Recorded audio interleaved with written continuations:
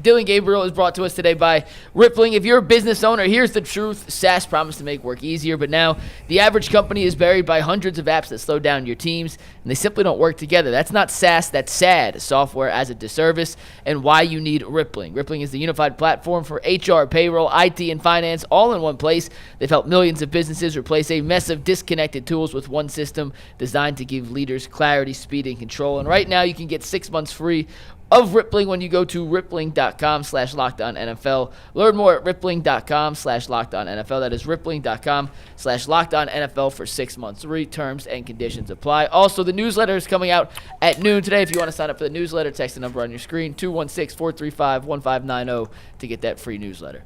All right, guys, Dillon Gabriel threw 2 touchdowns, did not turn the ball over yesterday. Missed a bunch of throws, though, as we have discussed earlier. It was the first time he had played for Tommy Rees as a play caller. Jason, what'd you think of Gabriel coming off the bye with Tommy Rees in his ear as a primary play caller? Did he look better, worse, or essentially the same in your opinion? I got to ask. It's a fair question to ask. No, it was exactly like we said last week. Yeah. What difference is it going to make? It's the same ingredients. It's the same material. And, yeah, I mean, you know, at times I thought they committed to the run a little bit better. At times I thought they moved the pocket a little bit more, both things that I expected them to try and do. But, I mean, it is what it is. He's not a franchise quarterback. It's unfair the position that they put him in, but this is the position that he's in. And so you have to grade him as such. But, no, he had a couple decent throws, but overall, it was about what I expected it to be. It's silly that he's still playing at this point. I mean, I've never seen how often does a quarterback get drafted as low as he did and get what this else do they have? runway? A quarterback who was drafted even lower. They traded all the veterans. Right, but let's just see him at this point. What do you got to lose? Yeah, it's time. What do you got to lose? It's time. Let the winning commence. You want to say, let's go. You want to say if you play Dillon Gabriel one more game and then you play Shedeur the rest of the season, it's an even amount of games? All right, whatever. No, now you're looking at it like, okay, do you want Shedeur's first start to be against the Ravens? I just don't We don't care. I don't care. And they're not Bears. They're not Grizzly Bears. They're not going to. The Ravens defense stinks. By the way, Shedeur's it's been better. No, they've been better the last few weeks. The best thing about Shedeur Sanders is I think he has a little bit of confidence. I mean, he runs around and does rap songs and has if he has a bad game, I don't think he's going to melt in the shower. No, it's not about his confidence. It's about trying to give him the best chance to succeed. Regardless, I mean, guys with confidence think they can. Okay, so then they're going to play him against the Raiders the following week? I would. Maybe. I would 1,000%. I can understand why you wouldn't put him out there against the Ravens. I get it. But we're going to see the same thing out of Dillon Gabriel, the same thing. Like, we don't need to even watch the game. I can tell you he's going to complete around 50 to 55% of his passes. Yeah. I give him this. He takes care of the football. His touchdown to interception ratio looks good. If you just look at that, you're like, wow, we got something here. But I would let him play the Ravens game. He had another one yesterday that should have been picked right through the He's had a number of them. But for some reason, maybe because he's got the lefty spin, they can't catch them. He should have 8 or 9 picks. But after this game, I know the Ravens or the Raiders have a great pass rusher, and that could turn ugly. But every team's got a strength. The Raiders, to me, we've got 3 winnable games left on the schedule. If he comes out against the Raiders, Sanders, and plays well and gets the win, you get excited. Then okay, you're gonna lose against the 49ers. That's fine. But then against the Titans, I don't know. They're an awful team. They're the worst team in the NFL. The 49ers aren't very good either. No, they're not. But I mean, that's a team that should beat us without problem. Right. But I'm just saying, it's a good. It's the NFL. They beat the freaking Packers. You never know. I mean, the Dolphins smoked the Bills yesterday. I mean, the Dolphins smoked the Bills. Go figure that one out. That's what. Yeah. So why not just? Let's find out. Yeah, what are we doing? I just don't understand. You know when you scratch all of the numbers on the lottery ticket? And you flipping it over? Because some of them have secret numbers, bonus numbers. There's got to be another number. And you just, damn, I've scratched everything on this ticket. It's not a winner.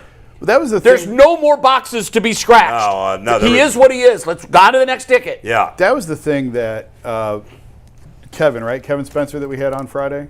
Yes, Kevin Spencer. The thing that he said that was interesting was teams don't look at it as, let's throw him out there and see what you got. You only put him out there if you think he's prepared and ready to go. Clearly, the Browns do not think he's prepared and ready to go. But who trusts their evaluation? I'm not disputing that. Yeah. I'm not disputing that. They think Dillon Gabriel's ready to go? I think it's more of they don't think Shedeur's ready more than Dillon is playing so well. There are some guys that Let's find are out. better in games than they are in practice. There are. 100%. Listen, yes. Tim Tebow was one of those guys. Tim Tebow's numbers were never great. He just found a way to win. Somehow they were winning fluky games, crazy games. He was complete in one game. He was like 9 of 18 for 111 yards, and he had the last minute drive to win the game. I'll tell you Some this. guys rise to that occasion. And I do think Shador's personality is give me the smoke. Play Shador. Play Shador. If he balls out, fire Kevin, fire everybody. Because they never believed in him. Yep. Yeah. You're right. If he doesn't, trade him. Because I'm not going through this. I almost cussed. I ain't going through this again next year. Yeah. It's too much for a backup quarterback. If he doesn't play well this year, goodbye. Yeah, the juice isn't worth the squeeze. But here's the thing. I'm going to just keep it real. Kevin Stefanski ain't worth the squeeze.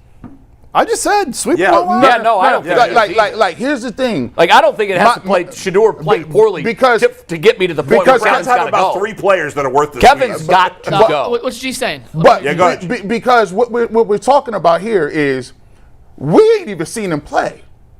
What we're dealing with today is because of Kevin Stefanski and his hand-picked quarterback, Dillon Gabriel, who he's been spreading propaganda about since day one. He's received the reps. You told us he was a supercomputer. You told us how great he was. You told us 1,000 times.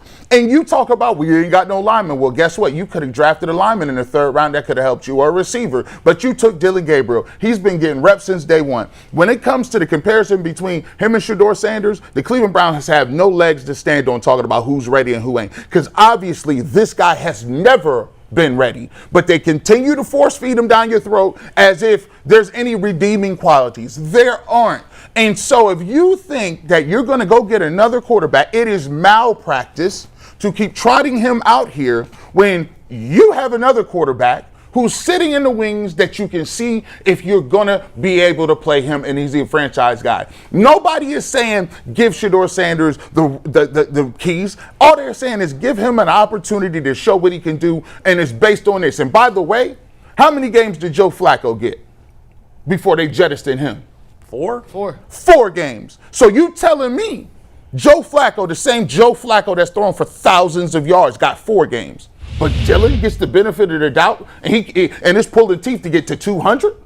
Yeah, I'm done seeing him. Come on. But I agree. Stop.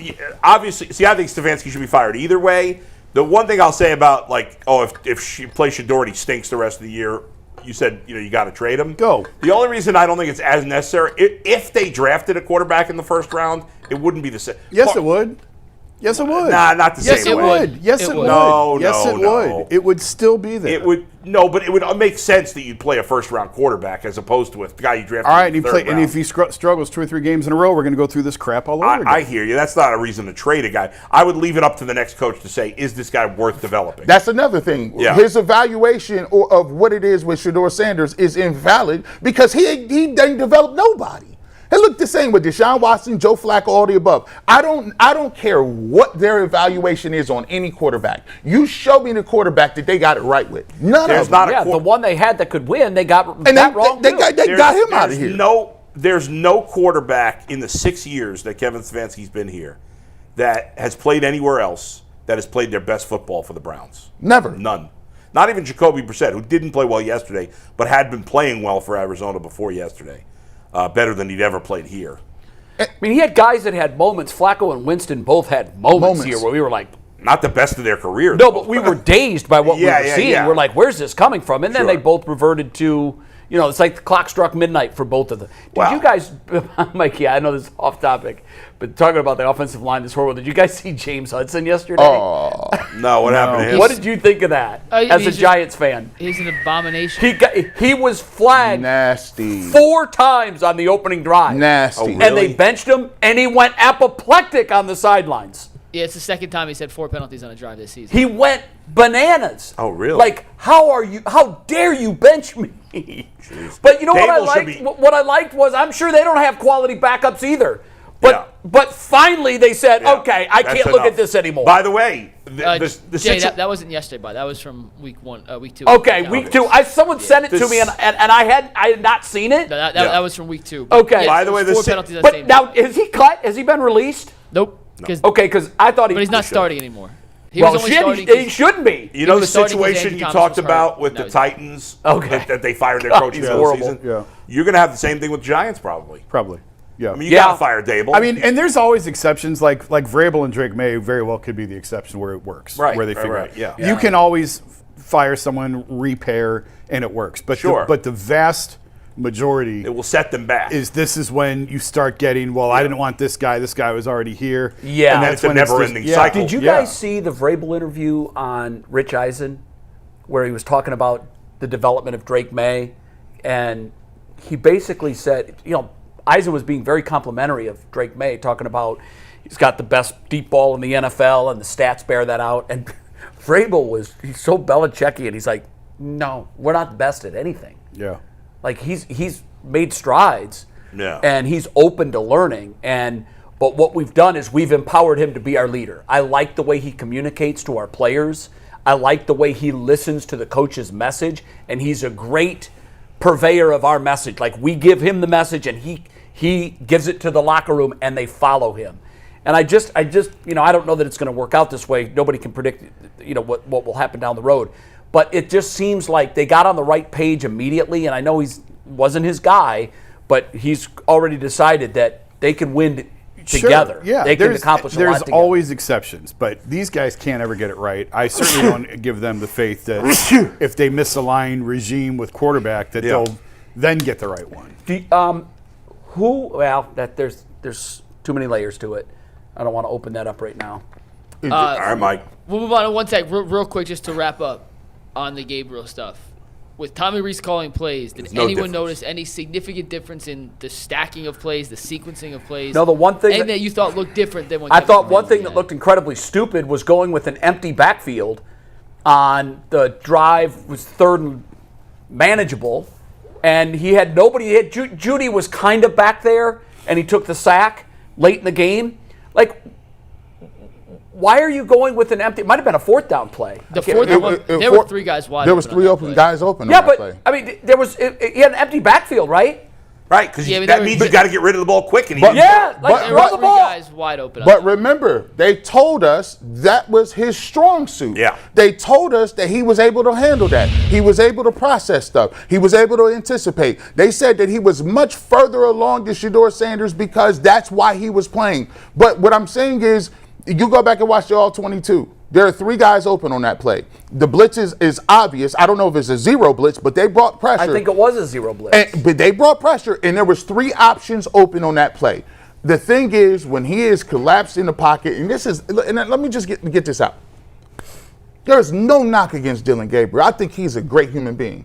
I think that he's been put in a position where it's like he has limitations, plus the limitations of the offense.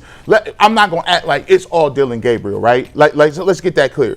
But when he is in the pocket and they are collapsing the pocket, he cannot see where it's going. He can't see the field. Well, he took the sack at the end of the first half that almost cost him the field goal. Yes, he just can't see. And I get the fact that it's a difference between being able to speak it on the whiteboard and able to execute. And when you take that type of sack, that tells me one or two things. You're not seeing the game fast enough, or you're not able to physically see or manufacture and see those plays and those routes developing.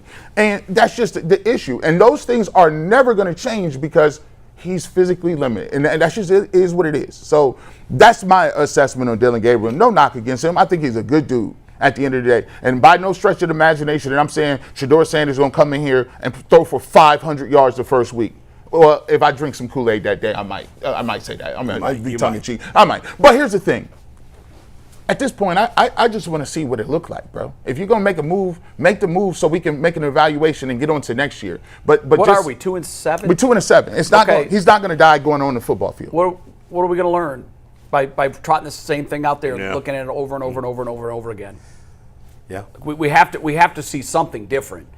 So there was nothing different with Tommy Rees, Mike. But I liked how he. I think there was a point in the game where the Browns were. It's in the middle of the game, and it's usually the time period where Kevin Stefanski usually gets pass happy. I thought Tommy Rees did a nice job of consistently sticking to the run, even though it might have not been giving you huge chunk plays, right? I thought he gave some options. I thought he did his best work in getting Dillon Gabriel out of the pocket. I thought he did a good job of doing that, and there were some throws that Dillon made early on. that got him into a little bit of rhythm. So I will say those two things, but was it the same? Yeah, pretty much. I just think the only thing I'm excited about with the Browns offense is that I think Judkins and Harold Fannin, but especially Judkins, the upside for both of them is really high. Yeah. When agree. Judkins gets a real team around him, he could be as good as any back in the league. Gabriel running the ball yesterday was something we hadn't seen. Right. He ran for more yards yesterday than he had in all of his previous games 54 combined. yards yesterday. And I don't know if that is that. Do you think that could be something like Rees emphasizing to him more? Look, if it's not there, run. Well, most of it came on 2 runs. Yeah, I think it was just the coverage. I mean, he wasn't afraid, didn't seem afraid to leave the pocket and run. And by the way, I just say this quickly, McNuggets. If you draft an offensive lineman, you get you a good one. That not only helps your quarterback who's on the roster, it also helps Quinshon Judkins. It also helps your running game. It also then gives you a boost so that you can run the ball effectively to then in turn help said quarterback. So for me, I just think it's foolhardy. And no, you can't be going in the draft and getting 5th round tackles and call it the same thing. You need to spend high capital on blue chip positions, and the Browns up front are just a mess.